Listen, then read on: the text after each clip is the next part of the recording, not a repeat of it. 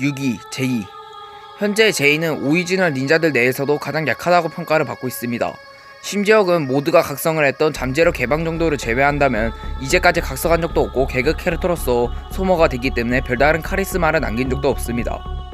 잠재력 개방을 했을 경우에는 롤러코스터를 막는 근력이나 위대한 파괴자와도 싸운 등 나름 강력한 모습을 보여주긴 했으나 다른 캐릭터들과 비교해 나름 강력한 인상을 남기지 못해 가장 낮은 순위를 주었습니다. 하지만 시즌 16에서 주인공으로 가장 많이 언급되는 인물 중 한 명이며 만약 시즌 16에서 주인공을 하여 각성을 한다면 충분히 순위 떡상이 가능할 것으로도 추측이 됩니다. 5위는 브레마스터 카이가 차지했습니다. 카이는 아이스 드래곤을 상대하던 도중 각성을 하게 되는데요. 당시 닌자 다수는 물론 타이탄 메카나 랜디 바운티와 같은 병기로도 상대가 안됐던 아이스 드래곤을 단독으로 꺾었다는 것만 봐도 충분히 강력한 모습을 보여주었습니다. 하지만 제이와 함께 상당히 좋은 평가를 받지 못하는데요. 이제까지 메인 빌런들과 싸운 적이 없으며 실제적인 별다른 임팩트도 남긴 적이 없어 낮은 순위는 5위를 주었습니다. 하지만 제이와 함께 시즌 16의 주인공으로 많이 언급되는 만큼 차기작에서 충분히 떡상이 가능할 것으로도 보입니다. 4위는 흑의 마스터 콜이 차지했습니다. 콜은 기본적인 전투력만으로도 오리지널 멤버들 중에선 가장 강력하다고 평가를 받고 있습니다. 그 상태에서 땅속에서 강력한 기운을 받아 스핀지조 버스터를 이용했을 때는 스컬 소설은 물론 그의 부활까지 한 번에 처리하는 모습을 보여주었습니다. 제 아무리 닌자들조차 다구리에는 답이 없다는 것을 생각해 본다면 약점을 느낀 상태라고 하지만 한 번에 이들을 처리한 콜의 평가가 높게 받을 수밖에 없습니다. 조건만 주어진다면 스핀지조 버스터를 다시금 사용할 수 있기 때문에 언젠가 다시금 나와 강력한 이펙트를 남기면 하는 바람이 있습니다. 3위는 자폭 상태의 잔이 차지했습니다.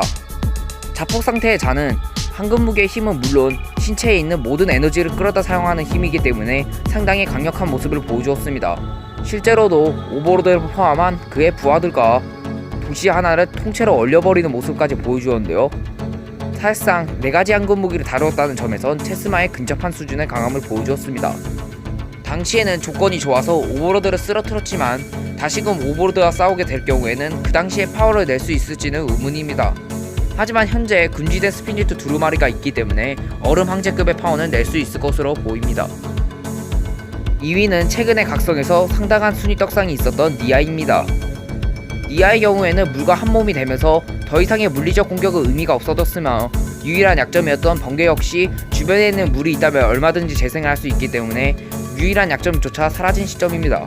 실제로도 그를 증명이라도 하듯이 닌자들조차 버거워했던 카마르를 손쉽게 제압하는 모습이나 세계관 끝판왕 정도의 강함을 지녔던 오시라조차 단독으로 꺾으며 그 강함을 제대로 보여주었습니다. 현 시점이 장성기이기 때문에 과연 다음 시즌에서 얼마나 강력한 모습을 보여줄지 아니면 얼마나 너프를 먹을지 기대가 되면서 걱정이 되네요. 1위는 의견이 없는 세계관 최강자 골드 닌자 상태의 로이드입니다. 로이드는 닌자들의 4가지 원소의 힘을 받은 후 고유의 원소를 각성시켜 골드 닌자로 각성하게 됩니다. 이때의 강함은 시즌3의 최종 보스였던 오버로드를 단독으로 꺾을 정도의 강함을 보여주었으며 세계관 최강자였던 체스마와 동일한 파워를 얻었던 시점이었습니다. 골드 닌자는 현재까지도 언급이 되며 등장을 하고 있기 때문에 결말부쯤에 엄청난 강함을 지닌 빌런이 등장한다면 필연적인 등장을 할 것으로도 보입니다. 개인적으로는 결말쯤에서는 모든 닌자들이 각성을 해서 강력한 모습만을 보여주기 원합니다. 아니면 말고 끝!